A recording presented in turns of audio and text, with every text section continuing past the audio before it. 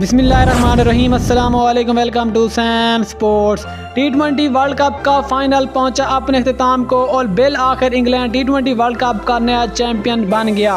T20 world cup के final के बाद T20 की टॉप 10 टीमों की रैंकिंग जारी। पाकिस्तान फाइनल हारने के बावजूद पाकिस्तान की रैंकिंग में कितनी बड़ी तरक्की और पाकिस्तान अब किस नंबर पर मौजूद है और टॉप 10 टीमों की रैंकिंग में कौन सी टीम किस नंबर पर मौजूद है, मुकम्मल डिटेल से बताएंगे। लेकिन मज़ीद आगे बढ़ने से पहले अगर आप चैनल पर न्यू है, चैनल को लाइक करें, सब्सक्राइब करें, साथ में लगी बेल आइकन को ज़रूर दबा दें।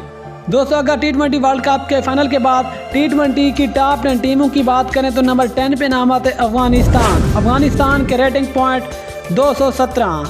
नंबर 9 पे नाम आते बांग्लादेश के रेटिंग पॉइंट 222। नंबर 8 पे नाम आते श्रीलंका के रेटिंग पॉइंट 235। नंबर 7 पे नाम आते वेस्ट इंडीज़ के रेटिंग पॉइंट 236। नंबर 6 पे नाम आते ऑस्ट्रेलिया के रेटिंग पॉइंट 252। नंबर 5 पे नाम आते न्यूजीलैंड के रेटिंग पॉइंट 253।